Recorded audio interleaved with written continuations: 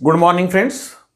Today we discuss the first topic from the chemistry, some basic concepts of a chemistry. हे आपल्या टॉपिकचंच नाव आहे, some basic concepts of a chemistry. Okay, आता याच्यामध्ये आपल्याला काय काय शिकणार आहे तर आपल्याला माहिती आहे there are the number of the articles are there. Number first one, the what is the definition of atom, what is the molecule, what is the atomicity, हे आपण गेल्या व्हिडिओमध्ये घेतलेलं आहे बाळांनो. थोडंसं एक काम करा, नुसते व्हिडिओज बघू नका, एक छोटीशी वही घाला, लक्षात येतंय का बघा, आणि त्या वहीमध्ये या ज्या डेफिनेशन्स असतील किंवा त्याच्याशी रिलेटेड जे काय माहिती असेल ती सगळी लिहून काढा. लक्षात घ्या, लिहिताना कदाचित तुम्हाला थोडासा प्रॉब्लेम येत असेल तर एक काम करा, याचे काय करायचे, ज्यावेळेस लेक्चर चालू असेल त्यावेळेस स्क्रीनशॉट काढायचे. लक्षात आलं, आणि स्क्रीनशॉट काढून झाले की मग नंतर काय करायचं त्याचं लिहून काढायचं किंवा पुस्तक घ्यायचं जरा आणि पुस्तकाचा रेफरन्स घेऊन काय करा, नोट्स तयार करा. याची कारण आपल्याला तो तुम्हाला नोट्स लिहून देता येत नाहीत, लक्षात घ्या, आणि म्हणून तुम्हाला नोट्स तुमच्या माहिती असल्या पाहिजेत, तयार असल्या पाहिजेत. आता आपल्याला इथं काय करायचं आहे तर आपण गेल्या व्हिडिओमध्ये डेफिनेशन ऑफ ॲटम झालं, डेफिनेशन ऑफ मोलिक्यूल झालं, देन ॲटॉमिसिटी झालं, आठवतंय का बघा, बरोबर आहे. Atomicity is defined as the number of atoms present in one molecule. त्याची डिफरंट एक्झाम्पल्स आपण घेतली, ती पण जरा थोडीशी काय करा, लिहून काढा बाळांनो. ओके, आता आपल्याला या टॉपिकमध्ये काय करायचं आहे, number first we can discuss about what is the definition of a chemistry. आपण केमिस्ट्री हा सब्जेक्ट शिकतोय. ज्यावेळेस तुम्ही सायन्सला ऍडमिशन घेतलं तुम्हाला माहिती आहे की देर are the different subject, for example physics, chemistry, biology, mathematics, electronics, असे वेगवेगळे आपले सायन्सचे सब्जेक्ट आहेत. याच्यामध्ये आपण नंबर फर्स्ट आपला जो सब्जेक्ट आहे का नाही त्याची आपण डेफिनेशन घेऊया, व्हॉट इज द केमिस्ट्री. तुम्हाला कोण विचारणार नाही डिफाईन केमिस्ट्री असं कोण विचारणार नाही, पण काही गोष्टी आपल्याला माहिती असल्या पाहिजेत बाळांनो. ओके, आता केमिस्ट्री म्हणजे नेमकं काय तर 10th मध्ये तुम्हाला माहिती आहे सायन्स 1 सायन्स 2 झाले. सायन्स 1 मध्ये तुम्ही फिजिक्स प्लस केमिस्ट्री शिकलाय, सायन्स 2 मध्ये बायोलॉजी प्लस केमिस्ट्री शिकलाय, बरोबर आहे. आणि जर केमिस्ट्री घेतलं तर तुम्हाला माहिती आहे त्याच्यामध्ये तुम्ही पिरियडिक टेबलचा अभ्यास केलाय, रेडॉक्स रिएक्शनचा अभ्यास केलाय, थोडंफार झाले बघा, आठवतंय का. त्याच्यानंतर केमिस्ट्री ऑफ कार्बन कंपाऊंडचा अभ्यास केलाय, थोडंसं मेटॅलर्जीचा पण अभ्यास केलाय, बरोबर आहे. म्हणजे याच्यामध्ये तुम्ही काय शिकता तर थोडक्यात त्या आपण काय घेऊ, that is the substances of that you can be studied here, different physical properties, yeah, you can say different chemical properties, and that chemical properties are nothing but the reactions. chemical reactions खूप महत्वाचे आहेत. Organic केमिस्ट्रीमध्ये तर तुम्ही त्याच्या रिएक्शनच घेणार आहे. त्याच्यानंतर तुम्ही काय घेता तर त्यांची डिफरंट स्ट्रक्चर्स, दी सबस्टन्सेस रिएक्शन लिहू आपण, आणि शेवटी त्याचे आपण काय शिकतो तर युजेस. लक्षात घ्या, अगदी पॉइंट टू पॉइंट जायची गरज नाही, आपल्या माहितीसाठी घ्यायचं आहे. What is the chemistry, see first one, the chemistry is defined as a branch of a science which deals with the study of, what I say, the study of the physical properties, chemical properties, या different reactions or different structures or uses of that substances. लक्षात येतंय का बघा. Okay, याला आपण काय म्हणतो त्या केमिस्ट्रीचा, आपण काय म्हणतो त्याला केमिस्ट्री हा सब्जेक्ट म्हणतो, ज्याच्यामध्ये तुम्ही त्याच्या physical properties, chemical properties, structures आणि युजेस असे वेगवेगळे सबस्टन्सेस शिकत असतात. लक्षात आलं. आता या टॉपिक मध्ये आपण काय शिकणार आहे तर या टॉपिक मध्ये आपल्याला माहिती आहे first we can discuss about that one is nothing but the very important concept and that is nothing but the mole concept. लक्षात घ्या, नंतर आणि त्याचा रेफरन्स बाळांनो येणार आहे आपल्याला. हा कन्सेप्ट खूप महत्वाचा आहे, अजूनही सुरुवात आहे आपली, मी डिटेलमध्ये जात नाहीये, जरा सावकाश घेतोय, समजून घ्या. काही प्रॉब्लेम आला तरी विचारत चला फोन करून, काय प्रॉब्लेम नाही. मोल कन्सेप्ट ऍक्च्युली तुम्हाला 9th ला झालेला आहे. माझ्या माहितीप्रमाणे तुम्हाला माहिती आहे that is nothing but the 1 mole is equal to Avogadro's number, and you know very well what is that one, 6.022 into 10⁻23 particles, बरोबर आहे. हा कन्सेप्ट तुम्हाला अगदी पाठांतर करून चालत नाही, खूप महत्वाचा आहे, तुम्हाला मी खरं सांगतो. सगळं बेसिक आहे ना केमिस्ट्रीचं ते इथं आहे. खूप वेळा तुम्हाला मोल कन्सेप्ट वापरावा लागणार आहे, लक्षात घ्या बाळांनो. ओके, त्याच्यानंतर तुम्ही काय शिकणार आहे तर in this topic first we can discuss about what is the atomic mass, molecular mass, त्याच्यावरची न्यूमेरिकल्स आपण घेऊया. सगळ्यात महत्वाचं याच्यामध्ये तुम्हाला 10th ला पण झालेलं आहे, that one is nothing but the law of conservation of mass, law of definite proportion, law of multiple proportion, हे सगळं झालंय तुम्हाला, पण आता आपण डिटेलमध्ये घ्यायचं, त्याच्यावर सीईटी कशी असते ते पण आपल्याला घ्यायचं. लक्षात घ्या, हळूहळू तुमच्या लक्षात येईल. ओके, आणि नंतर गेलुसॅक्स लॉ, अवोगॅड्रोज लॉ आहे, असे वेगवेगळे आर्टिकल्स आहेत, ते एक बाय एक आपण क्लिअर करूया. ओके, ठीक आहे. आता सगळ्यात सुरुवातीला आपल्याला या टॉपिकला करायची सुरुवात. So if you can consider in some basic concept of chemistry, firstly we can discuss number first two things and that one is nothing but the matter and second one is nothing but the non matter. लक्षात येतंय का बघा. आता matter म्हणजे काय आणि non matter म्हणजे काय हे आपल्याला घ्यायचं आहे. What is the matter? Matter is a entity which can be occupies the volume and which can be having some mass. ज्यांच्याजवळ थोडंफार मास आहे आणि ज्यांच्याकडे व्हॉल्यूम ऑक्युपाय करायची क्षमता आहे, लक्षात घ्या, त्याला आपण काय म्हणतो? मॅटर म्हणतो. फॉर एक्झाम्पल काही घ्या बाळांनो, this pen it is a matter, बरोबर आहे, कारण याचा काही ना काहीतरी मास असणार आहे, वजन आहे. तसंच हे व्हॉल्यूम पण ऑक्युपाय करणार आहे, ज्याला मराठीत आपण आकारमान म्हणतो. दिस duster it is also matter because it is also having some mass, या it can be occupy some volume. असं थोडक्यामध्ये. किंवा कुठली वस्तू घ्या, तुमचं बुक घ्या किंवा समजून चला फॉर एक्झाम्पल अगदी एअरचं एक्झाम्पल घ्या बाळांनो, काही प्रॉब्लेम नाही. एअरचं जरी एक्झाम्पल घेतलं जे आपल्याला डोळ्यानं दिसत नाहीये पण आपण फील करू शकतो. Air which can be also having some volume as well as which can be having the some mass and therefore air can be considered as the matter. लक्षात घ्या. आता तुम्हाला माहिती आहे एअरला मास असतं, लक्षात घ्या. अगदी तुम्हाला लहानपणी एक एक्सपिरियन्स झाला असेल बघा. अशी एक काडी पकडा, आठवते का बघा. त्याला दोन साईडला दोन सेम मासचे बलून घ्या, पैकी एक बलून तसाच ठेवा आणि दुसरा बलून हवेनं असा भरून काय करायचा? फुगवायचा आणि इकडे लावायचा. आणि ज्यावेळेस तुम्ही दोन बलून लावाल त्यावेळेस तो हवेनं भरलेला बलून आहे त्या साईडला ती काडी अशी खाली जाते, बरोबर आहे. आता दोन्ही बलून सेम मासचे होते पण फुगवलेल्याकडे काडी का खाली गेली? कारण ती जी हवा भरली तुम्ही त्याला थोडंफार वजन आहे, हे तुम्ही शिकलाय. आणि म्हणून air which can be having the some mass या which can be occupied the volume, therefore air can be considered as the matter. लक्षात आलं. आता मग नॉन मॅटर म्हणजे काय? तर थोडक्यात अगदी साधं एक्झाम्पल तुम्हाला देतो नॉन मॅटर साठी सगळ्यात चांगलं. आपलं मानवाचं मन, लक्षात घ्या, माइंड आपण म्हणतो. ओके, या यू कॅन से इंटेलिजन्स, बुद्धिमत्ता आपली. बघा मी काय म्हणतोय ते. आता माइंड जर घेतलं, मन, माझं मन मला माहिती, तुमचं मन तुम्हाला माहिती बाळांनो. लक्षात येतंय का बघा. ह्याच्याबद्दल बोलायचं म्हटलं तर आपल्याला खूप वेळ जाईल, त्याची जास्त गरज नाही आपल्याला. कारण कुणाचं मन कुणावर कधी जडतं, कुणाचं मन कुठं फरटकतं, कुणाचं मन कुठं कुठं फिरतं, याच्याबद्दल न बोललेलं बरं. परंतु आपल्याला ते कळत नाही, बरोबर आहे. म्हणजे त्याला आपण नॉन मॅटर म्हणतो. एका सेकंदामध्ये कदाचित तुमचं मन इथून पुण्यामध्ये पण पोहोचतं, बरोबर आहे माझं. मुंबईमध्ये, अमेरिकेमध्ये, कुठं तुम्ही जिथं गेला तिकडे एका मिनिटामध्ये तुम्हाला त्या गोष्टी आठवतात. पण ऍक्च्युली आपण जर माइंड हा जर का समजून जायला घेतलं, मानवी मन घेतलं, तर त्याच्यामध्ये कुठंही आपल्याला त्याचा व्हॉल्यूम तर माहित नाही आणि मासचा तर प्रश्नच येत नाही. म्हणजे त्याला आपण नॉन मॅटर म्हणतो, लक्षात घ्या.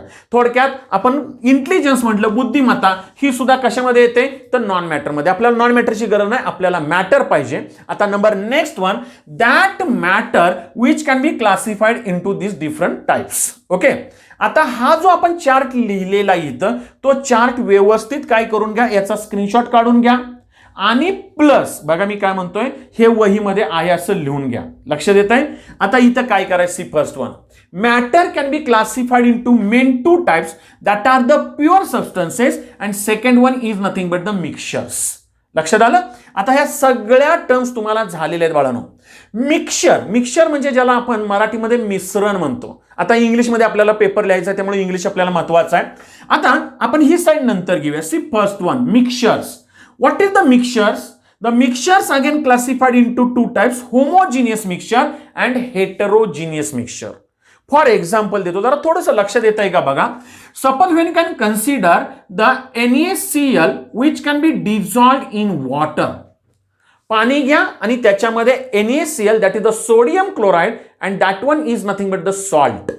मराठीमध्ये आपण त्याला मीठ म्हणतो, त्यालाच टेबल सॉल्ट असा पण एक शब्द आहे, लक्षात घ्या. मिठालाच किंवा सोडियम क्लोराइडला table salt, it is also called the table salt. Table salt म्हणजे जेवताना आपण हॉटेलमध्ये बसल्यानंतर आपल्याला टेबलला एक मिठाची छोटीशी डबी ठेवलेली असते चवीसाठी, म्हणून त्याला टेबल सॉल्ट असंही म्हणलं जातं. शब्द माहिती पाहिजेत, लक्षात घ्या.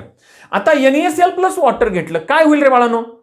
पाण्यामध्ये जर मी मीठ टाकलं तर मला माहिती आहे ना, काय सांगायची गरज नाहीये, पाण्यामध्ये मीठ पूर्णपणे डिझॉल्व्ह होऊन जाईल आणि मला तिथं एकच अशी काय मिळेल? लेयर मिळेल.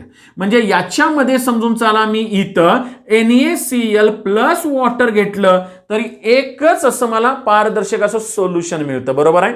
म्हणजे जे मीठ आहे ते पाण्यामध्ये पूर्णपणे डिझॉल्व्ह होऊन गेलं. बघा लक्षात येतंय का?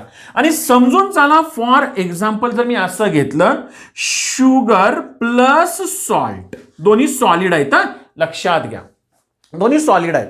म्हणजे शुगर, साखर घेतली आणि त्याच्यामध्ये मी मीठ टाकलं. आता मोठं मीठ डोळ्यापुढे आणा म्हणजे जरा थोडंसं लक्षात येईल तुमच्या. ह्या दोघांना मी मिक्सअप केलं, पाण्यात नाही टाकायचं, दोघांना मिक्सअप करायचं फक्त. लक्षात येतंय का? बघा, दोघांना मिक्सअप केलं तरी सुद्धा ते एक प्रकारचं काय झालं, मिक्सचर झालं. बरोबर आहे? इथं सुद्धा तुम्ही दोन वेगवेगळे एकत्र केले, हे सुद्धा एक प्रकारचं काय झालं, मिक्सचर झालं. बघा मी काय म्हणतोय, आणखीन एक एक्झाम्पल देतो तुम्हाला, थोडंसं लक्षात येतंय का? बघा, calcium carbonate plus water. Okay, आता मी ही केमिस्ट्रीची तुम्हाला एक्झाम्पल देतोय, पण ती रुटीन लाईफ मध्ये कशी बसवायची सांगतो. कॅल्शियम कार्बोनेट, थोडक्यात एका वाक्यात सांगू तुम्हाला, तंबाखूचा चुना घ्या, खायची नाही तंबाखू आपल्याला, तंबाखूचा चुना घ्यायचा, लक्षात घ्या. थोडंसं पाणी घ्या, म्हणजे ह्याच्यामध्ये घ्या, काचेचा ग्लास घ्या, लक्षात आलं, ग्लास काचेचा घ्या, त्याच्यामध्ये पाणी घ्या, थोडा अर्धा ग्लास भरून घ्या आणि त्याच्यामध्ये तो तंबाखूचा चुना टाका. तंबाखूच्या चुन्यामध्ये जास्तीत जास्त काय असतं रे, तर कॅल्शियम कार्बोनेट असतं. लक्षात घ्या बाळांनो. म्हणजे अगदी कदाचित तुम्ही ऐकलं असेल, खरं बोलणं चुकीचं आहे माझं, तरी पण डायरेक्ट बोलतो. एखाद्यानं जर तंबाखू खाताना जर का त्याला चुना जास्त लावला, बघा मी काय म्हणतो, जास्त चुना लावला आणि तंबाखू खाल्ली तर कदाचित इथं त्याला थोडीशी जखम होण्याची शक्यता असते. का? तर ज्या वेळेस चुना पाण्यामध्ये येतो किंवा पाण्यामध्ये डिझॉल्व्ह होत असतो त्यावेळेस त्याच्यातनं हीट बाहेर फेकली जाते आणि ती हीट जर बाहेर जास्त प्रमाणात गेली तर इथं आपल्याला भाजण्याची शक्यता असते. लक्षात घ्या, त्या चुन्याचा फॉर्म्युला बाळांनो काय, तर कॅल्शियम कार्बोनेट. आपण त्याला आणखीन केमिस्ट्रीमध्ये आणखीन एक नाव आहे, it is nothing but the limestone. आठवतंय का? बघा, 2-3 नाव आहेत, फॉर्म्युले वेगवेगळे आहेत, जिथं जिथं येईल तिथं मी सांगेन तुम्हाला. पण लाईमस्टोनचा फॉर्म्युला काय, calcium carbonate CaCO3 plus water. आता पाण्यामध्ये तुम्ही तंबाखू चुना टाका, चांगलं हलवा, चांगलं असं शेक करा, स्टर करा, एकदम शेकिंग करा. शेक करणे म्हणजे हलवणे, स्टरिंग करणे. लक्षात काय होईल, थोड्या वेळानं बघितलं का नाही तर त्यातला थोडा चुना खाली बसलेला दिसेल आणि जे चांगलं पाणी होतं ते पांढरा कलर असा आलेला दिसेल. याचा अर्थ काय झाला, तर चुना त्याच्यामध्ये पूर्णपणे विरघळला नाही, पण अगदीच विरघळलाच नाही असं म्हणू शकत नाही, म्हणजे थोड्या प्रमाणामध्ये विरघळला. लक्षात येतंय का? बघा, जर असं मिक्सचर तयार होत असेल की ज्याच्यामध्ये तुम्हाला वेगवेगळ्या लेयर मिळाल्या ना, 2 वेगवेगळ्या लेयर मिळाल्या, जर 2 वेगवेगळ्या लेयर मिळाल्या असतील तर त्याला म्हणायचं हेटेरोजिनियस मिक्सचर. हेटेरो मीन्स डिफरंट, लक्षात घ्या. Genius, that one is nothing but the phases. लक्षात येतंय, इफ देअर आर 2 या more than 2 different phases can be observed at that time, that mixture is called as the heterogeneous mixture. आणखीन एक example घ्या, तुमच्या माहितीचं एकदम मला सुचलं म्हणून सांगतो, and that one is nothing but the oil plus water. मी असं म्हणत नाही की मी जे सांगतोय तेच लिहा, तुमच्या एक्झाम्पल माहितीचं लिहिलं तरी चालेल. ऑइल प्लस वॉटर घ्या ना बाळांनो, समजून चला. फॉर एक्झाम्पल तुम्ही पाणी घ्या आणि त्याच्यामध्ये काय टाका, थोडंसं इडिबल ऑइल टाका किंवा कोकोनट ऑइल टाका. काय होतं रे, तर you know very well, oil can be having the less density than that of the water. बरोबर आहे, and oil can be floated on that water. Oil वर आहे, तरंगतं पाण्यावर, बरोबर ना, पाणी खाली बसतं. लक्षात घ्या, डेन्सिटी म्हणजे माहिती पाहिजे, पुढे आपण जाणार आहे त्याच्यामध्ये, माहिती आहे तुम्हाला तरी पण. मग इथं तुम्ही वॉटर प्लस ऑइल घेतलं, 2 वेगवेगळ्या लेअर मिळाल्या ना, अशा डिफरंट लेअर मिळाल्या. If there are the different layers, different phases can be observed at that time, it is called as the heterogeneous mixture. इथपर्यंत आयडिया क्लिअर? मग होमोजिनियस म्हणजे काय रे? Homo means same. If there is the only one phase can be observed in a given mixture, at that time it is called as the homogeneous mixture. For example, the solution of NaCl. True solutions म्हणायचं त्याला. लक्षात घ्या, homogeneous मिक्सचरला बाळांनो काय म्हणायचं? True solution. म्हणजे false solution असतं असं नाहीये, नाहीतर ट्रू ऑर फॉल्स असं घ्याल, तसलं नाहीये. याला ट्रू सोल्युशन्स असा शब्द आहे. इन जनरल आपण सोल्युशन म्हणतो. Solution can be prepared in a very well, that one is nothing but the solute plus solvent. आठवतंय का? बघा, solute plus solvent, at that time there is the formation of a solution. मग सोल्युशनचे definition म्हटलं की तुम्ही काय लिहिता माहिती आहे का? That is the solute plus solvent is nothing but the solution. Sorry, 0 marks मिळणार. लक्षात घ्या, सोल्युशन म्हटलं की एक महत्वाचा शब्द आहे. सोल्युशनची डेफिनेशन लक्षात घ्या बाळांनो. What is the solution? परत पुढल्या वर्षी येणार आहे, आताच माहिती पाहिजे.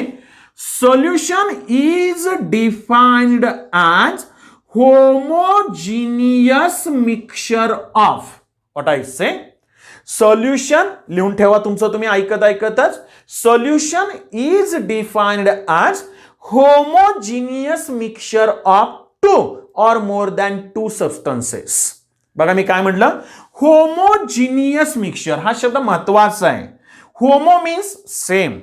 जर का मी इथं पाणी घेतलं त्याच्यामध्ये मी NaCl टाकलं, मी वॉटर घेतलं त्याच्यामध्ये मी शुगर टाकली, म्हणजे NaCl सोल्युशन घ्या, शुगर सोल्युशन घ्या बाळांनो. If they can be dissolved 100% dissolved in that water and there the formation of only one layer, एकच लेअर. आपण जर का मिठाचं सोल्युशन घेतलं लांब असं बघितलं तर आपल्याला कळत नाही की हे पाणी आहे का मीठ आहे, मिठाचं सोल्युशन आहे, म्हणजे एकच लेअर मिळाली ना तुम्हाला. If there is the observed only one layer, only one phase, at that time it is called as the homogeneous solution या होमोजिनियस मिक्सचर. लक्षात येतंय का बघा. समजून चला. फॉर एक्झाम्पल आणखीन एक एक्झाम्पल देतो, काही एक्झाम्पल्स आपल्याला माहिती पाहिजे. And that one is nothing but the ethyl alcohol plus water. आता तुम्हाला मी जरा थोडंसं बोलणं माझं चुकीचं होईल तरी पण बोलतो, कारण का आता आपल्याला माहिती पाहिजे, केमिस्ट्री शिकायची आहे बाळांनो. ऍक्च्युली इथाइल अल्कोहोल म्हणजे ज्याचा फॉर्म्युला तुम्हाला माहिती आहे C2H5OH. मी केमिस्ट्री जरी शिकवत असलो तरी रुटीन लाईफ मधली केमिस्ट्री शिकली पाहिजे. सॉरी फॉर दॅट वन, मी जे सेंटेन्स वापरतो त्याबद्दल पहिल्यांदा सॉरी म्हणतो. पण ऍक्च्युली जी माणसं दारू पितात हा शब्द मी वापरणं चुकीचं आहे तरी पण बोलतो माहितीसाठी. त्याचा फॉर्म्युला हा आहे.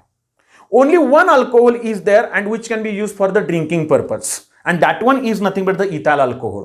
Actually all alcohols are the poisonous in nature. विष आहे, आपल्याला माहिती आहे, दारू ही सुद्धा एक प्रकारचं पॉइझन आहे. पण जर समजून चला आपल्याला आता सोल्युशनकडे येऊ किंवा इकडे येऊ होमोजिनियस साठी. समजा मी एक ग्लास घेतला, त्याच्यामध्ये थोडंसं इथाइल अल्कोहोल घेतलं, बरोबर आहे. आता मी पुढचा शब्द वापरत नाही. त्याच्यामध्ये मी पाणी टाकलं, तर थोड्या वेळानं जर मी ऑब्झर्व केलं तर मला ते इथाइल अल्कोहोल आणि पाणी वेगळं दिसत नाही. दोघं एकमेकांमध्ये काय होतात, मिक्सअप होतात आणि एकच लेअर मिळते, म्हणून त्याला म्हणायचं homogeneous mixture. That is nothing but the ethyl alcohol plus water. लक्षात येतंय का बाळांनो बघा. ओके, म्हणजे homogeneous mixture and heterogeneous mixture. थोडक्यात आपल्याला असं म्हणता येईल की mixture can be classified into 2 types. Homogeneous if there is the only one phase is observed, homogeneous mixture, for example true solutions. And heterogeneous mixture if there are the 2 or more than 2 different phases can be observed, at that time it is called as the heterogeneous mixture. म्हणजे याचा problem तुम्हाला clear झाला. Okay, आता number next one, the matter which can be classified in the number first one type, it is the pure substances. 100% pure आपण म्हणतो त्याच्यामध्ये. that pure substances again classified into elements and compounds. Elements बाळांनो तुम्हाला माहिती आहेत. What are the elements? Periodic table मध्ये आपण लिहिले ना, in Mendeleev's periodic table you know very well, there is the atomic number 1 is the hydrogen, बरोबर आहे. लास्टली जवळपास आता 120 एलिमेंट्स आलेले आहेत, ती सगळी आहेत, त्यांना आपण एलिमेंट्स म्हणतो. Elements in its elementary state it can be having it's pure state. लक्षात घ्या. समजून चला. फॉर एक्झाम्पल आता माझ्या बोटामध्ये नाही, पण एखादी जर का समजा गोल्डची रिंग असते, बरोबर आहे, तर त्याच्यामध्ये गोल्ड हे जास्त प्रमाणात असणार आहे. फक्त गोल्ड घेतलं मी 100% प्युअर, तर त्याला मी एलिमेंट म्हणणार आहे. कॉपर घ्या, एलिमेंट आहे. हायड्रोजन घ्या, एलिमेंट आहे बाळांनो.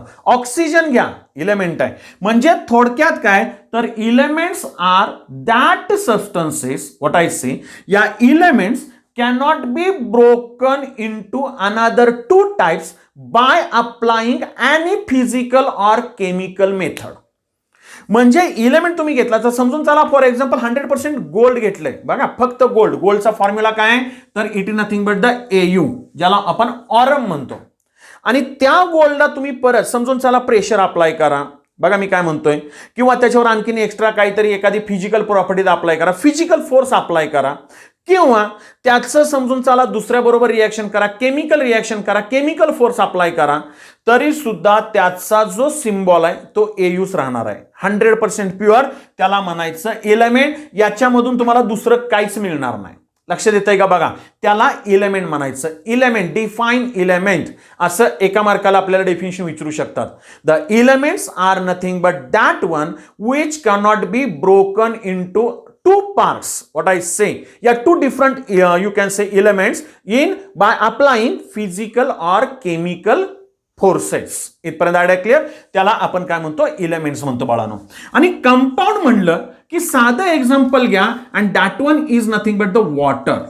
बघा मी काय म्हणतो, water it is not element, it is a compound. What is the water? तर वॉटर आता याच्यामध्ये हायड्रोजन आणि ऑक्सिजन आहे. मग तुम्हाला झालंय 10th पर्यंत. When you can carried out the electrolysis of acidified water. Actually pure water is the bad conductor of electricity, you know very well. पण जर का आपल्याला त्याचं समजून चला इलेक्ट्रोलिसिस करायचं आहे आणि त्याच्यामध्ये थोडंसं आपण H2SO4 ऍड केलं तर हायड्रोजन आणि ऑक्सिजन वेगळा होतो का नाही? म्हणजे इथं वॉटरमध्ये तुम्ही हायड्रोजन आणि ऑक्सिजन जर सेपरेट करताय म्हणजे दोन वेगळी इलेमेंट्स एकत्र आली म्हणजे if the two or more than two elements combine with each other in a definite proportion, okay, at that time it is called as the compound. म्हणजे compound are nothing but that are is the compounds are in which they can be broken into two or more than two elements. त्यांना तुम्ही broken करू शकता. पुस्तकामध्ये इथं कंपाऊंडची definition थोडीशी चुकलेली आहे. तिथं सुद्धा इलेमेंटची डेफिनेशन कॉपी आणि फेज झाली, तेवढी जरा थोडीशी दुरुस्त करा बाळांनो. लक्षात येतंय का बघा? कंपाऊंड्स हे काय करू शकतो आपण? ब्रेक करू शकतो इंटू टू और मोर दॅन टू पार्ट्स या more than two elements. Okay, म्हणजे याला तुम्ही काय म्हटलं? कंपाऊंड. मग याच्यामध्ये कुठलं इलेमेंट घ्या, म्हणजे सॉरी कुठलंही एक्झाम्पल घ्या, NaCl घ्या, तुम्हाला सोडियम क्लोरीन वेगळं कराल. मॅग्नेशियम क्लोराईड घ्या, मॅग्नेशियम आणि Cl2 वेगळं कराल. किंवा अगदी एखादा ऑक्साईड घ्या बाळांनो, समजून चला फॉर एक्झाम्पल मॅग्नेशियम ऑक्साईड घ्या, त्याच्यामध्ये मॅग्नेशियम ऑक्सिजन वेगळा करता येईल, त्याला आपण काय म्हणायचं? कंपाऊंड म्हणायचं. इथपर्यंत idea clear? Number next one, that elements again classified into 3 types. Which are that one? हे पण सगळं झालेलं आहे तुम्हाला.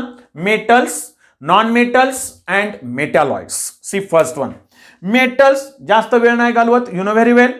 Metals are that elements, what I say, important गोष्ट लक्षात ठेवा, in which there is the free electron is present. तुम्ही काय म्हणता माहिती आहे फटकन? Metals are good conductors of heat and electricity. बरोबर आहे, 100% बरोबर आहे. पण माझा प्रश्न मनात असं येतं, why the metals are good conductors of electricity? समजून चला, आता हा पेन प्लास्टिकचा आहे, लक्षात घ्या. आता याला मी मेटल म्हणेन का? नाही. तुम्हाला माहिती आहे plastic is the non metal. का? तर तुम्ही काय म्हणणार? सर समजून चला, आपण जर का या पेनाला इथं पकडलं आणि इकडून हीट दिली तर मला भाजत नाही, म्हणून मी ह्याला काय म्हणतो? Non metal. Because you know very well, non metals are the bad conductors of the electricity, they are insulators. बरोबर आहे. पण माझा प्रश्न असा आहे, मग metals are good conductors, non metals are bad conductors. What is the reason behind, what is the basic behind that one? Metals मध्ये electricity का कंडक्ट होते? समजून चला, हा आयर्न रॉड असता, आयर्नचा, आणि मी इथं पकडला असतो, तुम्ही इकडे हीट दिली असती, मला इकडे हळूहळू भाजलं असतं. किंवा तुम्हाला माहिती आहे, समजून चला इलेक्ट्रिकची वायर घ्या, कॉपर वायर असेल, अल्युमिनियम वायर असेल, चुकून आपला जर का वायरला हात लागला तर त्याच्यातून इलेक्ट्रिसिटी कंडक्ट झाली, झटकन आपल्याला शॉक बसतो. बरोबर आहे माझं?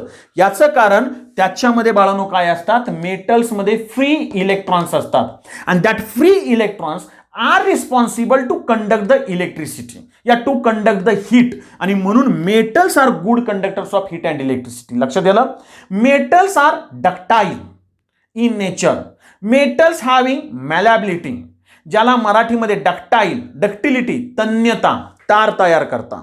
मॅलॅबिलिटी म्हणजे त्याला आणखीन एक आहे, दुसरा एक शब्द आहे, आता मला नक्की आठवत नाही पटकन. त्याला म्हणजे तुम्ही काय करता? असा शेप देता, फ्लॅटन शीट मध्ये तयार करता. लक्षात येतंय का बघा? त्याला मॅलॅबिलिटी म्हणायचं. पण actually these are not the definition of metal, that are the characteristics of metal. हे लक्षात घ्या. तसंच non metal, non metals are nothing but these are the elements which are bad conductor of heat and electricity. त्यांच्यामध्ये electricity pass होत नाही. बरोबर आहे. आता इथं जर तुम्हाला एक्झाम्पल घ्यायचे आहेत मेटल्समध्ये, तर सोडियम आहे, कॅल्शियम आहे, आयर्न आहे, कॉपर आहे, अल्युमिनियम आहे, मॅग्नेशियम आहे, कॅल्शियम आहे, कॅडमियम आहे. भरपूर एक्झाम्पल्स आहेत बाळांनो. नॉन मेटल्स मध्ये सगळ्यात चांगली एक्झाम्पल सांगू, सगळे गॅसेस, हायड्रोजन आहे, ऑक्सिजन आहे, क्लोरीन आहे, नायट्रोजन आहे. माझ्या काही पार्ट नाही, मी आपलं डायरेक्ट जसं सुचल तसं बोलतोय. लक्षात घ्या, टेन्शन नाही घ्यायचं, फक्त लक्षात. नॉन मेटल म्हटलं की गॅसेस, मेटल्स म्हटलं की लक्षात आलं. आता मेटॅलॉइड्स, हे पण आपल्याला माहिती आहे. Metalloids are nothing but that elements which can be having the property in between metal and non metal, दोघांच्या मध्ये आहेत. बरोबर आहे. मेटल आणि नॉन मेटल म्हणजे काय? तर metalloids are that elements which having sometimes good conductor of electricity, sometimes bad conductor of electricity. मी काय म्हणतो लक्षात घ्या. आणि सगळ्यात चांगलं एक्झाम्पल याच्यासाठी कोणतं आहे? तर सिलिकॉन, जर्मेनियम किंवा बोरॉन, ही एक्झाम्पल्स आहेत, लक्षात घ्या. आणि आता तुम्हाला थोडंसं होमवर्क देतो का, त्याचं रिझन लक्षात घ्यायचं की सिलिकॉन किती नंबरच्या ग्रुपमध्ये आहे बघा, झाले 10वी पर्यंत. जर्मेनियम किती नंबरच्या ग्रुपमध्ये आहे बघा बाळांनो, लक्षात येतंय का बघा. म्हणजे पिरियडिक टेबल जर तुम्ही बघितलं का नाही तर एक गोष्ट लक्षात येईल. समजा माझ्या समोर असं पिरियडिक टेबल आहे, तर माझ्या राईट हँडला इकडं इनर्ट गॅसेस आहेत, इकडं फर्स्ट ग्रुप आहे. मग हे कुठे आहेत मध्ये जरा बघायचे. म्हणजे राईट हँडला इकडे गेला ना तुम्ही, गॅसेस आहेत सगळे, हॅलोजन वगैरे नॉन मेटल्स. इकडे जर आला तर मेटल्स आहेत. इथपर्यंत आयडिया क्लिअर. आणि मग मेटॉलॉइड्स म्हणजे आता साधं एक्झाम्पल घ्या सिलिकॉनचं. अरे आपलं सिम कार्डचं एक्झाम्पल घ्या ना बाळांनो. सिलिकॉन हे सगळ्यात महत्त्वाचं इनऑर्गॅनिक केमिस्ट्रीमधलं एलिमेंट आहे बरं का, लक्षात घ्या. म्हणजे तुम्हाला अगदी बी फ्रँकली सांगतो, केमिस्ट्रीची मी तुम्हाला डेफिनेशन सांगितली. केमिस्ट्रीमध्ये ब्रँचेस आहेत, ते हळूहळू तुमच्या लक्षात दिला तर त्याच्यामध्ये मी वेळ नाही घालवला. Physical chemistry, inorganic chemistry, organic chemistry. आणि ऑर्गॅनिक केमिस्ट्रीमध्ये सगळ्यात महत्त्वाचं एलिमेंट आहे कार्बन. कार्बन शिवाय ऑर्गॅनिक केमिस्ट्री होऊ शकत नाही. सॉरी, फॉर एक्झाम्पल अल्केन घ्या, अल्किन घ्या, अल्काइन्स घ्या, हायड्रोकार्बन असं तुम्ही म्हणता, ज्याच्यामध्ये महत्त्वाचं कार्बन आहे, बरोबर आहे. आणि म्हणून ऑर्गॅनिक केमिस्ट्रीला केमिस्ट्री ऑफ कार्बन कंपाऊंड्स असं म्हटलं जातं, जो गेल्या वर्षी तुम्हाला टॉपिक पण होता बाळांनो. आता तसं ऑर्गॅनिक केमिस्ट्रीमध्ये जसं कार्बन इम्पॉर्टंट आहे का नाही, तसं इनऑर्गॅनिकमध्ये सिलिकॉन आहे. कदाचित इनऑर्गॅनिकमध्ये सिलिकॉन केमिस्ट्री नवीन येईल, लक्षात घ्या. तुमच्या मोबाईलमधलं सिम कार्ड घ्या, पहिलं जर आपल्याला माहिती आहे ते आता हळूहळू नॅनोपर्यंत आलाय, तुम्ही असं थोडंसं मायक्रोपर्यंत आलाय माझ्या माहितीप्रमाणे, बरोबर आहे. त्याच्यानंतर आणखीन लहान येईल कदाचित. त्याच्यामध्ये सिलिकॉन आहे. म्हणजे आणि मोबाईलमध्येच काय, कॉम्प्युटरमध्ये असेल, मोबाईल इलेक्ट्रॉनिक्समध्ये सगळीकडे काय बाळांनो, सिलिकॉन आहे. हाय टेम्परेचर घेतलं ना तर silicon is the good conductor, आणि लो टेम्परेचर असेल ना तर silicon is the bad conductor. Same condition happens with this germanium also. लक्ष देतंय का बघा. हाय टेम्परेचरला काय, तर मग त्याच्यामधले इलेक्ट्रॉन्स काय करतात, इलेक्ट्रिसिटी कंडक्ट करतात, म्हणजे फ्री इलेक्ट्रॉन्स तयार होणार आहेत. पण तेच लो टेम्परेचरला गेले की ते इलेक्ट्रॉन गप असतात. लक्षात येतंय. म्हणजे थोडक्यात कसं तुम्हाला समजून चाला, फॉर एक्झाम्पल एखाद्या पोराला जर का नाही जरा तेवढा दम दिला, आज कर नाही तर फटके देईन, हे करीन ते करीन, मग तुम्ही अभ्यास करता. म्हणजे तुम्ही परत जरा थोडंसं एनर्जेटिक होता. आणि तुम्हाला काहीच नाही म्हटलं तर बॉम्बमध्ये सगळी पुस्तकं गोळा करून तुम्ही ठेवून टाकता. म्हणजे आहे तसं. लक्षात येतंय का बघा. थोडक्यात काय, तर metalloids are nothing but that elements which can be show the properties in between metals and non metals. लक्षात आलं बाळांनो. So this one it is nothing but the classification about the matter. इथपर्यंत आयडिया क्लिअर. आता याच्यामध्ये आणखीन एक फक्त article आपण घेऊन मग लगेच थांबूया. Number next one, and that are nothing but states of matter. हे तुम्हाला माहिती आहे तरी पण पुस्तकात आहे, घेणं माझं काम आहे. याच्याशी रिलेटेड आपण आणखीन काय जास्त डिटेल जात नाहीये. मॅटरच्या 3 आपल्याला स्टेट्स माहिती आहेत. Number first one is the solid, second one is the liquid, and third one is nothing but the gas. Actually states of matter नावाचा आपल्याकडे वेगळा टॉपिक आहे. तुम्ही 11th गॅसियस स्टेट आणि लिक्विड स्टेट शिकणार आहे, आणि 12th सॉलिड स्टेट नावाचा वेगळा टॉपिक आहे. तुम्ही नुसतं एवढं सॉलिड लिक्विड गॅस असं नाहीये, खूप डिटेल आहे. लक्षात घ्या बाळांनो. आणि सोपं आहे, केमिस्ट्री अवघड नाही, काळजी करू नका. कुठं अवघड वाटलं मला सांगा बिनधास्त. ओके. आता सॉलिड म्हटलं की तुम्हाला माहिती आहे, हा जर मी पेन घेतला तर you know very well it is the solid. मी जर का वॉटर घेतलं, अल्कोहोल घेतलं, it is the liquid. Oxygen, hydrogen, it is the gases in state. आपल्याला माहिती आहे.